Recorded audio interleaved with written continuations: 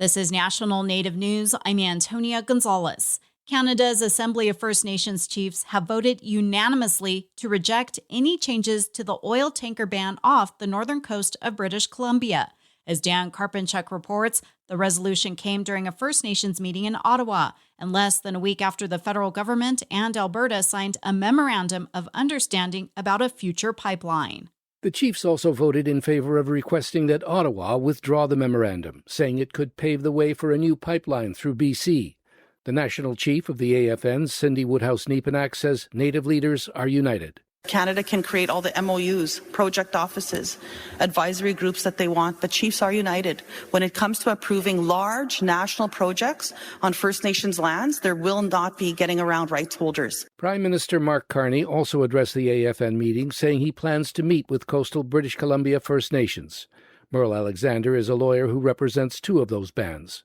First Nations in Canada are feeling overwhelmed, that they're feeling as though there is the duty to consult is being undermined. There also is a real pushback against this regression on environmental and climate change policies. Last week, Carney and Alberta Premier Danielle Smith signed a memorandum of understanding to cooperate on energy. That opens the way for an exemption from the coastal tanker ban to support a new pipeline to the west coast and easier access for Canadian oil to Asian markets. The ban has been in place for about 50 years. It bars oil tankers carrying more than 12,500 tons of crude oil from stopping or unloading at ports from the north end of Vancouver Island to Alaska. For National Native News, I'm Dan Karpinchuk. For 5 days, the Indian National Finals Rodeo is held in October in Las Vegas. The older generation passes the torch as up-and-coming riders compete for a shot at a world title. KNPR's Jimmy Romo attended the rodeo and has this story.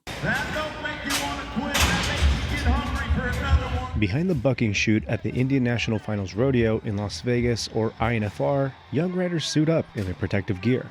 There's a good chance a 2,000-pound bull could step on them after they hit the ground.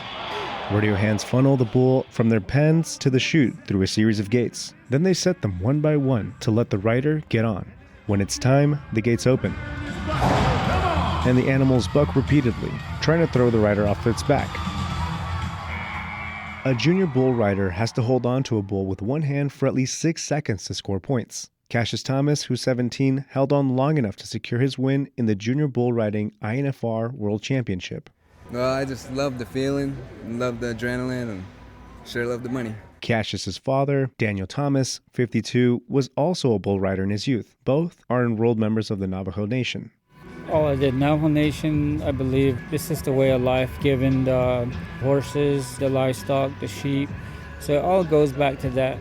Children are inspired by watching their older relatives participate in the sport. That was the case for Cassius. It was also the case for bronc rider Ethan Heisman-Yazzie. The 18-year-old finished at the top of his category to win the Rookie Saddle Bronc Riding INFR World Championship. Daniel Thomas was in the stands watching other junior bull riders get thrown before scoring any points.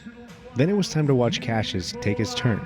World champion Cassius Thomas!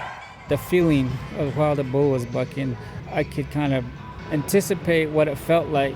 So I was moving like back and forth, and I was like moving around like I was dancing or something. Ethan and Cassius will go home with belt buckles and cash prizes, making the trip to Vegas worth the gamble.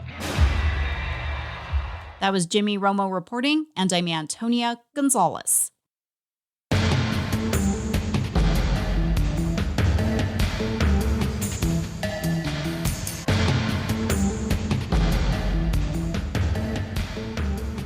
National Native News is produced by Kawanak Broadcast Corporation, with funding by the Corporation for Public Broadcasting. Support by AARP, whose Family Caregiver Resource Guide is available to caregivers by calling 877-333-5885 or at aarp.org/caregiver-resources. Support by Drummond Woodsum, a full-service law firm whose nationally recognized tribal nations practice provides services to tribal nations and their enterprises and to companies that do business with tribes across the country. More at dwmlaw.com.